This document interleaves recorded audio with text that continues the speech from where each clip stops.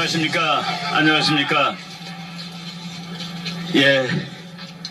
제가 평소에 하는 일이 책 보고 글 쓰고 뭐 그런 일을 하는 그냥 학자입니다.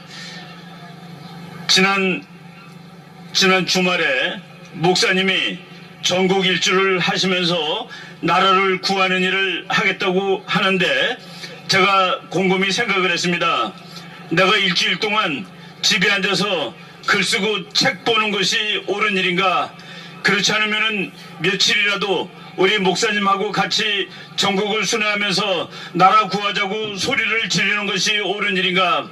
지금 오늘 5일째 되는 이 순간 저는 할 말이 생겼습니다. 나중에 대한민국이 자유민주 국가로 통일하게 되었을 때 그때 너는 무엇을 했느냐라고 하나님이 물으면은 나는 그때 이 나라의 자유를 지키고 이 나라의 공산화를 막지 않는데 함께 다니면서 목청 놓아 외쳤습니다라고 얘기할 수 있는 그런 자신감을 얻었습니다.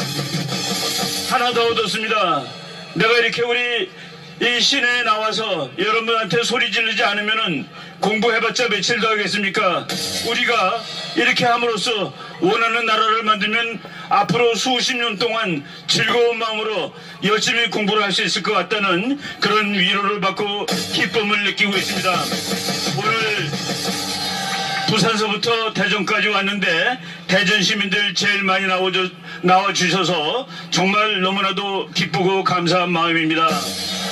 예, 지금 저쪽 유럽에서는 말이죠, 꽤 괜찮은 나라 하나가 정말 찍소리도 못하고 죽고 있다. 전쟁이라는 것이 아닙니다. 전쟁이라는 것은 둘이 싸우는 게 전쟁입니다. 한 나라가 그냥 일방적으로 맞아 얻어맞고 이제 나라를 뺏기는데 그 나라가 망하는 것을 보고 한 나라가 망하는데 시간이 이렇게 짧게 걸리는구나, 우리도 조심해야 되겠다는 그 말씀을 여러분들한테 드리도록 하겠습니다. 우크라이나라는 나라는 남한 땅의 6배 되는 나라입니다. 60만 평방킬로미터입니다. 인구가 4천만인 나라입니다. 그 나라는 세계 3대 곡창지대입니다. 너무나도 밀가루가 만연하기 때문에 독일도 프랑스도 어느 나라도 그 땅을 가지고 싶어 했습니다. 그런데 공산 소련이 강대국이 된 다음에 소련이 그 땅을 수십 년 동안 가지고 있다가 소련이 망함으로써 1990년에 우크라이나가 독립을 했습니다. 1990년에 독립을 하고 지금 2022년이니까 딱 30년 됐습니다. 여러분, 1990년에 우크라이나가 소련으로부터 독립할 때 그때 우크라이나가 가지고 있던 군사력을 여러분들이 아마 아시게 되면 깜짝 놀랄 겁니다. 우크라이나가 얼마나 강한 나라냐 군사력으로. 그때 프랑스랑 같다고 쳤습니다. 제가 숫자 기억이 완전하지 않습니다만은 그 당시에 우크라이나가 가지고 있던 군사력이 78만 명입니다. 여러분, 지금 대한민국이 세계에서 5위, 6위권의 막강한 군사력인데 우리가 지금 60만 대군을 가지고 있습니다. 바로 우크라이나가 78만 대군, 탱크 6,500대, 장갑차 7,000대, 대포 7,200문, 비행기 2,000대, 지금 우리나라 대한민국이 가지고 있는 군사력의 거의 2배를 가지고 있던 나라가 30년 전에 우크라이나인데 그 나라는 핵폭탄까지 가지고 있었습니다. 그런데 이 바보 같은 나라가, 여러분, 세계적으로 밀가루를 많이 생산하는 유럽에서 땅덩어리가 2배로 넓은 군사력의 프랑스와 같은 나라가 경제력으로 유럽에서 꼴등해서 1등이 됐습니다. 제일 못 사는 두 번째 나라가 됐는데 그 사이에 정치가들이 부패하고 나라를 지키려는 생각을 하지 않고 군사력이 줄어든 걸 보면은 이럴 수가 있느냐고 놀랄 만큼 군사력이 줄어드는데 우크라이나가 생긴 지 20년 만에 2,000대의 비행기가 600대로 줄어들었는데 그 600대 중에서 공중에 뜨는 것이 100대밖에 없었습니다. 지금 소련이, 러시아가 다시 침략을 하는데 98대가 날 수 있는 비행기라고 합니다. 그리고 78만 명의 대군이 20만 명으로 줄어들었는데 2014년에 그 중에서 총을 쏠 수 있는 군대가 6,000명밖에 되지 않았다고 합니다. 그래서 2014년에 러시아가 우크라이나 반도는 크림 반도는 우크라이나에서도 가장 좋은 곳입니다. 거기를 점령하는데 총 한 방 쏘지 않고 점령했고, 지금도 러시아가 거의 총을 쏘지 않고 점령을 해서 한 나라를 지금 멸망시키는 단계입니다. 여러분, 미국 사람들이 말이죠, 미국 국민들이 우크라이나를 도와줘야 되겠습니까? 라고 질문을 했더니 단 26%가 도와줄 만한 나라다라고 생각을 했습니다. 스스로 돕지 못하고 스스로 나라를 지키지 않고 스스로 부패해서 망하고 있고, 그러면서 미국에 대해서도 별로 잘 지내지 않고 이런 나라가 이제 죽게 되는데 미국 국민들이 가서 도와주라, 단 26%밖에 나오지 않고 있습니다.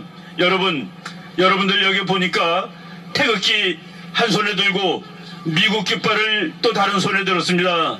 여러분, 미국이라는 나라가 얼마나 눈이 좋은 나라인 줄 아십니까?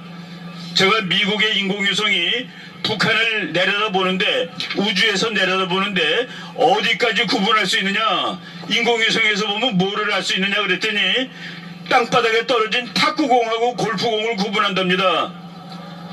골프공하고 탁구공을 구분하는 그 무지막지한 눈으로 미국 인공위성이 여러분들을 바라보고 있는 겁니다.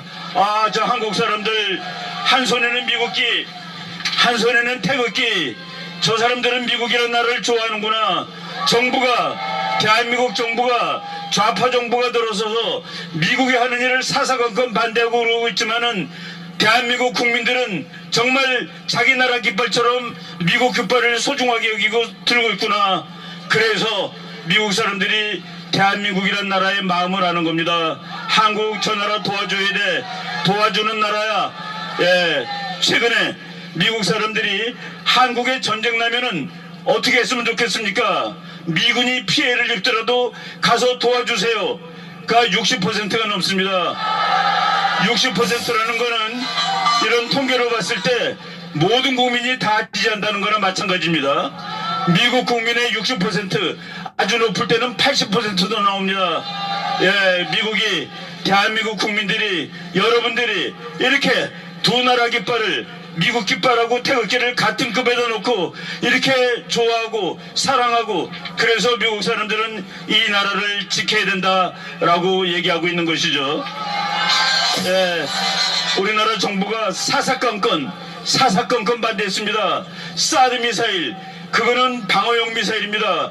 북한이 핵을 쏘면은 그거를 막아주겠다는데, 그거 막아주겠다는 것이 화가 나가지고 갖다 놓지 못하게 한 것이 이 정부고, 아까 우리 이계성 선생님이 말하신 천주교 사람들입니다.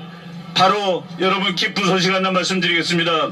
사드 미사일은 방어용입니다. 그런데 지금 미국이 무지막지한 그 헬리콥터, 아파치라는 헬리콥터가 있는데 아주 최신의 6세대 아파치 헬리콥터 24대를 요 옆에 평택에다 갖다 놓기로 해가지고 2월 말일까지 24대를 다 갖다 놓습니다. 네. 아파치 헬리콥터 24대는 어느 정도 센 거냐? 북한 장갑차 2,400대 죽었다라고 얘기하면 되는 겁니다. 예. 그 엄청나게 좋고 비싼 거를 미국이 다른 나라 땅에는 갖다 놓은 적이 없습니다. 요번에 처음으로 그 비행기를 만들었고, 처음으로 우리나라에 24대를 고정 배치, 상시 배치시키기로, 예. 그것도 지난 11월부터 이제 갖고 오기 시작해가지고, 지금 이제 오늘 25일이죠. 28일까지 24대를 전부 평택기지에다 갖다 놓기로 했는데, 재미있는 거가 뭔지 아십니까? 우리 정부가 찍소리도 못하고 있더라는 그 얘기입니다. 예. 방어무기 갖다 놓은 거 가지고도 아우성치던 대한민국 정부가 공격무기를 갖다 놓는데 찍소리도 못해요. 재미있는 거는 지금 북한에서 난리가 났습니다. 중국에서도 난리가 났습니다. 이 아파치를 여기다 갖다 놓으면 어떻게 하는 거니? 항복하면 되지. 항복하면 됩니다. 북한 항복하면 됩니다. 여러분, 여러분들이 이렇게 애국하고 그리고 한미동맹을 소중히 여겼기 때문에 우리 정부가 그렇게 한미동맹을 깨려고 노력했어도 우리가 지금 지지 않고 우리 목사님 매일 말씀하시는 것처럼 우리는 이겼습니다. 이겼습니다. 여러분, 이제 승리가 눈앞에 다가왔습니다. 3월 1일 광화문 광장에서 정말 탁구공하고 골프공도 구분하는 미국의 인공위성이 야, 광화문에 성주기가 10만 개가 나왔구나 라고 감동받게 여러분들이 다 모여서 우리의 의지를 미국에도 보여주고 세계에도 보여주고 이 자유민주주의 국가 통일을 이룩하는데 우리가 미랄이 되도록 노력하십시다. 여러분 감사합니다.